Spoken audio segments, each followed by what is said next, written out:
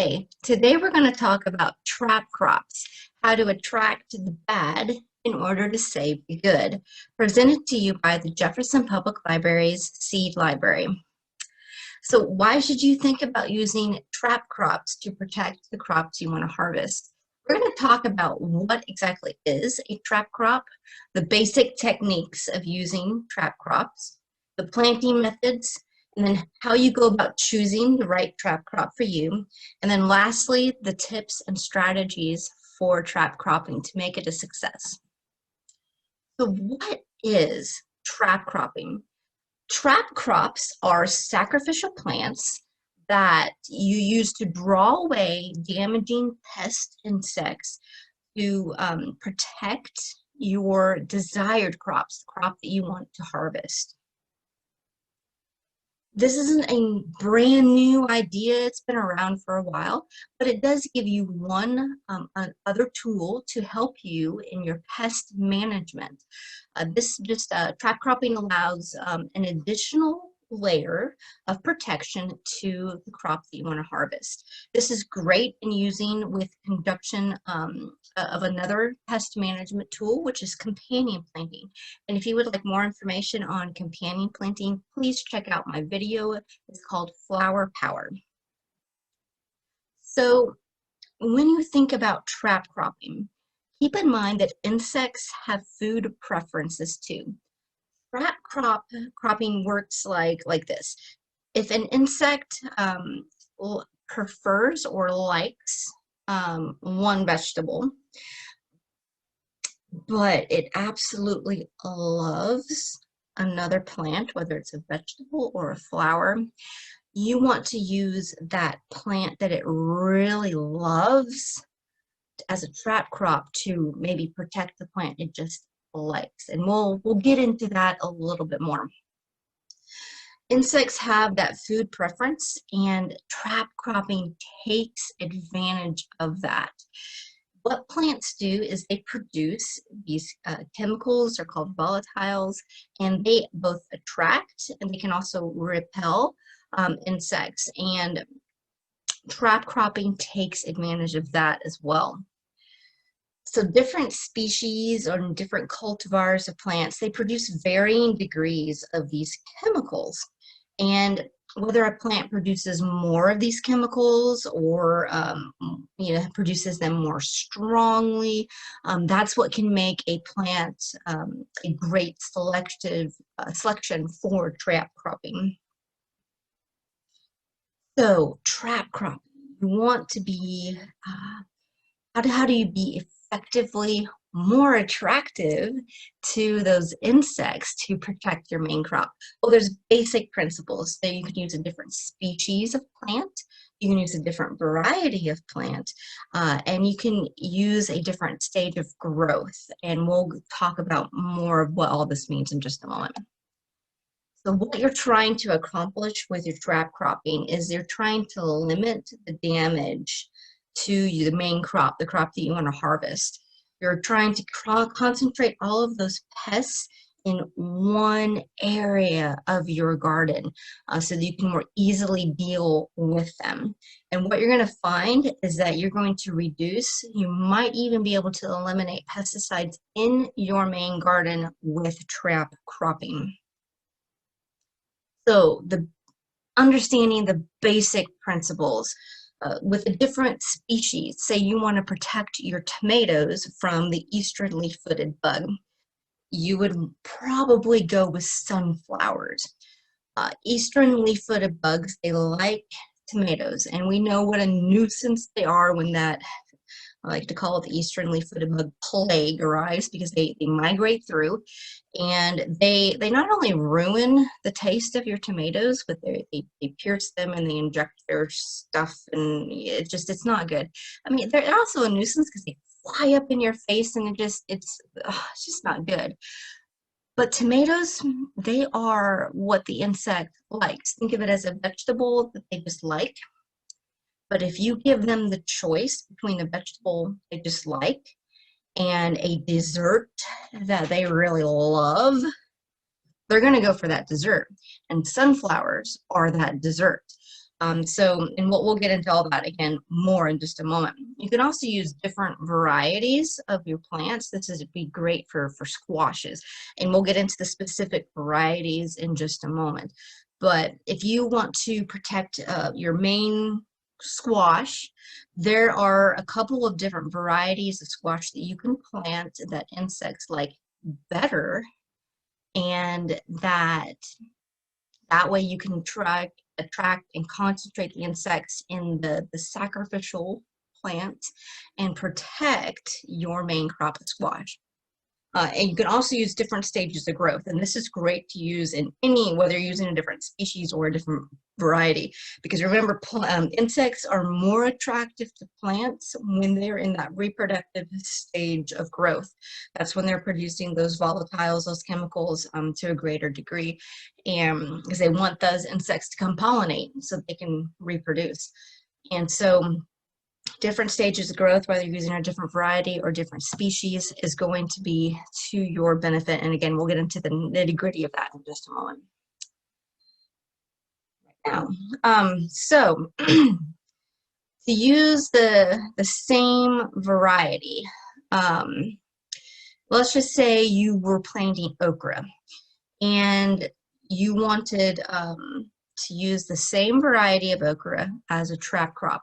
What you would do is plant your sacrificial trap crop 2 to 3 weeks at least before you plant the crop that you want to harvest. This way, the trap crop is flowering, being more attractive to those insects before your main crop, and that way you can sort of get all the insects over in the trap crop area and hopefully keep the majority of them out of your main crop. Now, while this can be really helpful, using the same variety for something like okra, that could potentially be problematic in the terms of okra has such a long growing season that eventually they're both going to be flowering and producing fruit at the same time for an extended period of time. And there may eventually not be any difference between your trap crop and your regular crop.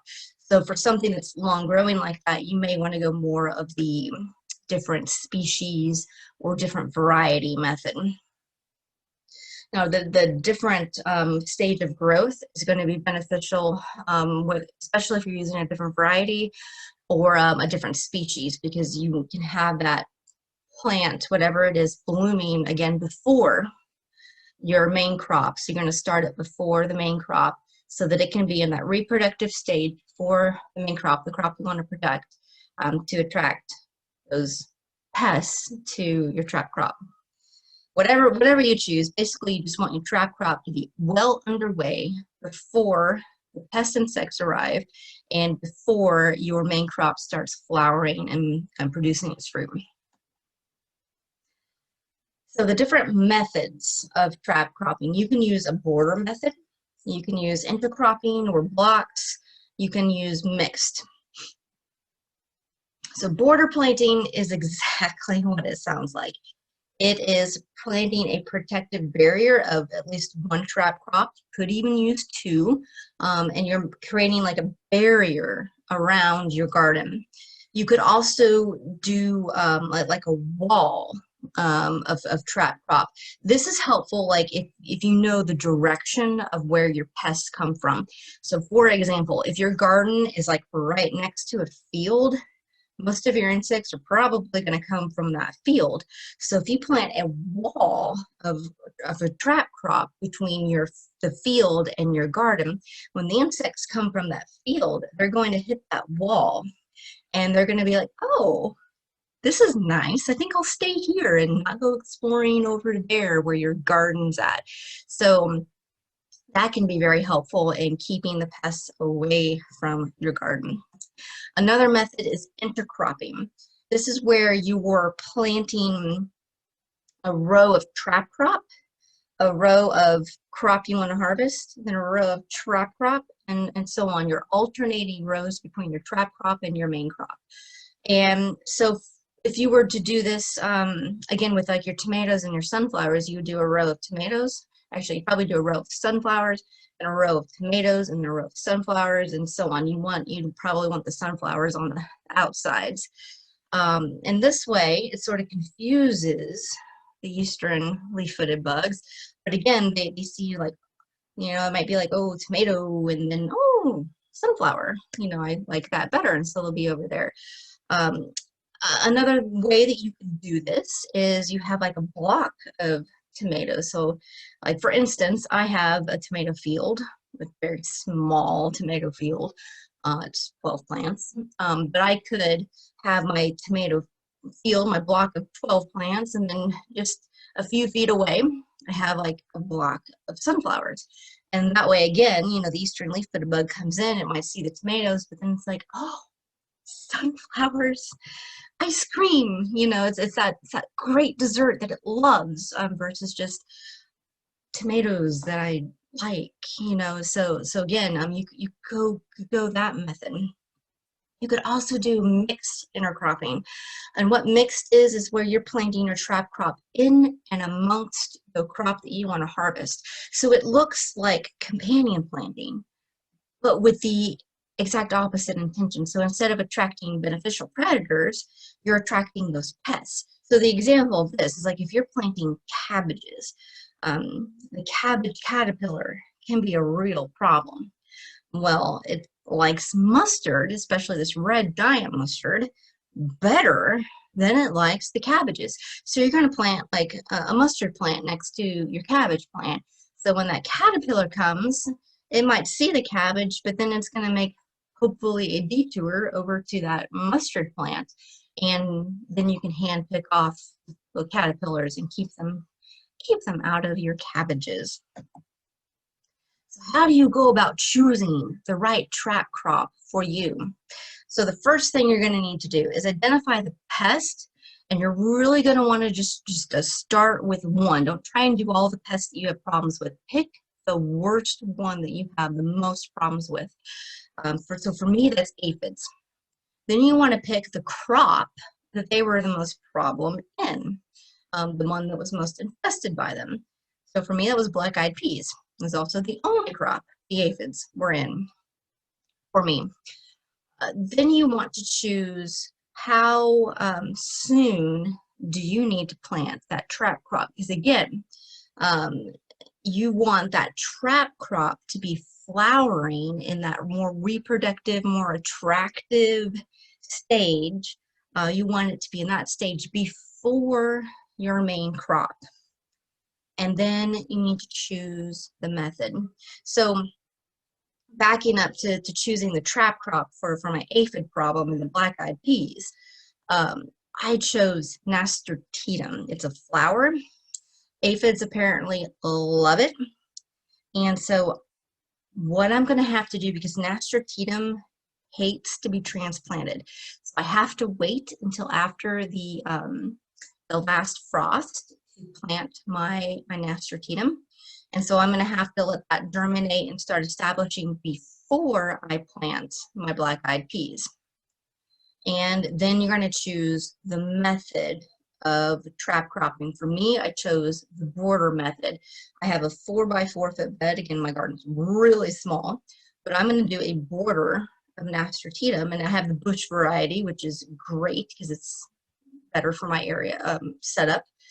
And I'm going to do a border of nasturtium, so hopefully when those aphids come, they're going to be more interested. They're going to sort of be stopped at the border and be more interested in the nasturtium, and I can take care of them in the flowers and keep them out of my black-eyed peas. That's my plan anyway. Then you want to evaluate what worked, what didn't work. Should you maybe try a different method? Maybe a different method might work better. Do you need to start your trap crop sooner, or was it too soon? Maybe even a different trap crop. You just want to evaluate what worked, what didn't work, and then adjust. And then keep in mind too, trap cropping is not a one-size-fits-all solution. Just like when we talked about in companion planting, it's not a magic wand. It's not going to fix your problems overnight. It's one tool in pest management. And so it just might take a little bit of time to figure out what is going to work best for your situation. But no matter what you do, you should see a significant improvement in the reduction of the pest population in your main crop. So let's get into some details.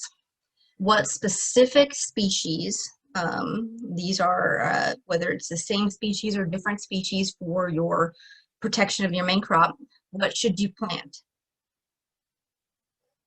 So I have over here the crop that you want to protect, pests that are the problem, and the trap crop.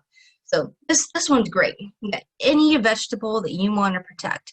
If your pest problems are the eastern leaf-footed bugs or stink bugs, sunflowers are for you. Eastern leaf-footed bugs love sunflowers. I did not realize this when I planted sunflowers last year. I had three sunflower plants. I had 12 tomato plants, and I bookend my sunflowers on the end of my rows. So I had 4, but 1 died. The eastern leaf-footed bug came. I did not see 1 eastern leaf-footed bug in my tomatoes. Not that they weren't there, I just didn't see them. And the reason being, they were all over the sunflowers. They just could not help themselves. And my sunflowers were 3 feet away from the end tomato plants. They cannot help themselves. They love sunflowers. And I still got to enjoy my sunflowers. So, you know, not a problem there. Same thing with stink bugs. Any vegetable you want to protect, if you have problems with Japanese beetles, zinnias, the Wunderflower, the marigold, and 4 o'clocks. I had no idea that Japanese beetles loved zinnias and marigolds when I planted flowers last year. And I had zinnias and marigolds in my vegetable garden. I was using them as companion flowers. But I did not have the damage in my blackberries. Usually the Japanese beetles are eating all of them up. They always go up to the 4 o'clocks. There's just nothing you can do about that because they love 4 o'clocks. But they also like to eat up my okra. And I didn't have holes in my okra leaves from the Japanese beetles. Usually they're all over them. And the reason they were in my zinnias and my marigolds. They like those better. And so if you have problems with Japanese beetles, these 3 plants are great to plant. Oh, I should back up. 4 o'clocks, they can be a little aggressive. So if you do 4 o'clocks, just make sure you maintain your 4 o'clock bed because they can take over. Now let's talk about the Wunderflower. As promised from our companion planting video, I promised that we would talk more about the Wunderflower and the trap crop. If nature had a magic wand, the marigold would be it. It attracts numerous beneficial predators to your garden. It even repels predators, the root knot nematodes being one. They are stinky flowers, but that's why the root knot nematodes don't like them, because they're producing this volatile, this chemical that they don't like. And so I plant them next to my tomatoes because that's where I have the most problems with the root knot nematodes. And it makes a huge difference in the amount of damage to my tomato plants. I had really healthy tomatoes last year. And then the trap cropping. The Japanese beetles love marigolds. And they were so funny because all you see, the Japanese beetles are like burying in there, and all you see is the little legs sticking out. And what one person recommended in a book that I read in preparation doing research was that she would take a bucket of soapy water, and then she would go around to her marigolds, just tap on the head, knock the Japanese beetle out, and then once she got all the Japanese beetles out, then she'd flush them down the toilet. So they just love root knot marigolds. Marigolds are also good trap crop for thrips and slugs, which I realized that when I had my slug problems last year. So even if you hate marigolds, I would recommend planting them in your garden because They, they do so many good things.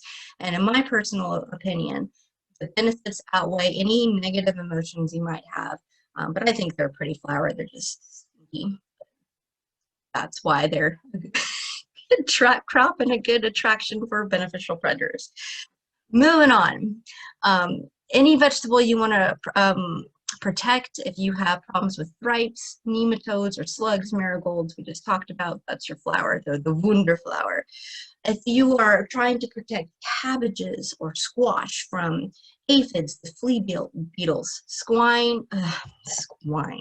squash vine borer. If anybody who plants zucchini, pumpkins, any of the squashes, we all know that squash vine borer is a problem. And if you also struggle with the cucumber beetle, Nasturtium is your plant. And this is going to be great because I'm using that for aphids, but potentially it's going to help me with my squash as well. If you are trying to protect your squash and your cucumber from squash bugs, millet is a good trap crop as well. Your tomatoes and peppers, tomato hornworms are a problem. Now, you can use dill as a trap crop, but in my opinion, you're probably going to be better off using a companion planting method to help you with your tomato hornworms, things that are going to attract birds or parasitic wasps to your garden, because you're going to have to plant a lot of dill, and I'm just not convinced that it's the best method in that particular situation, but there's no harm in trying it. If you plant carrots and you have problems with the carrot root fly and thrips, onions and garlics are a great attraction for thrips and the carrot root fly. But what if you want to plant onions and garlics and actually harvest them? And of course, they attract thrips. Basil is said to repel thrips. It's not it's something I just came across. There was not a lot of research to sort of back this up. That's what I came across. That there were quite a few references that sourced this, and so try basil and see if that helps for you. And for a list of more, I have quite a few more. Go to jefferson.prlib.org, click on Seed Library and then Garden Helps, because this is by no means an exhaustive list, and even what I have on the website is not exhaustive, but there are quite a few more that will hopefully catch what you have difficulties with and what you can do to help with your problems. Let's move on. You want to protect tomatoes and zucchini. What you can try is a different variety.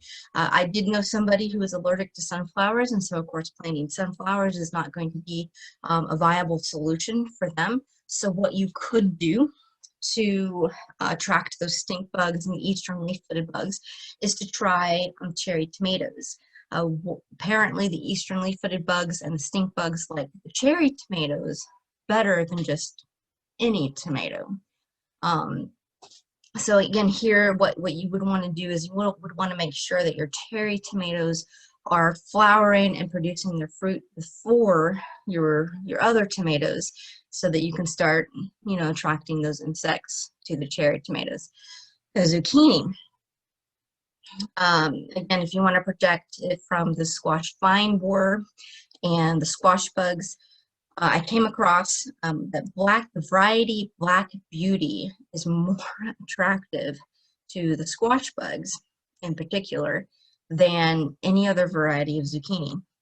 And there has been a lot of research done on this blue Hubbard squash, that is a very effective trap crop in protecting other zucchini that you want to harvest. And apparently the blue Hubbard squash is also very tasty. But if you want to use that as a trap crop, a lot of research has been done into that.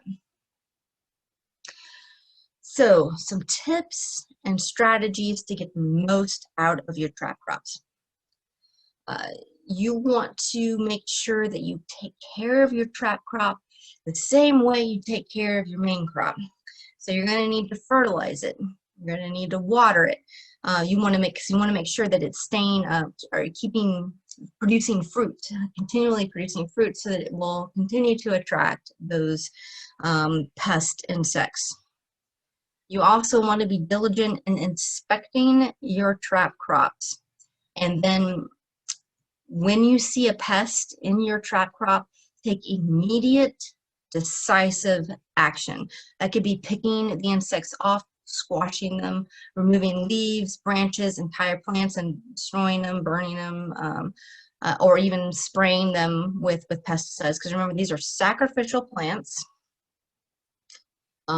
So these are not what you're going to harvest, not what you're going to eat.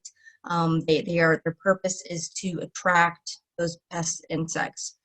The last thing you want to do with a trap crop is create a pest nursery by not dealing with your pests. That's going to create a whole lot of problems for you. So make sure you deal with your pests. And then start with just one trap crop.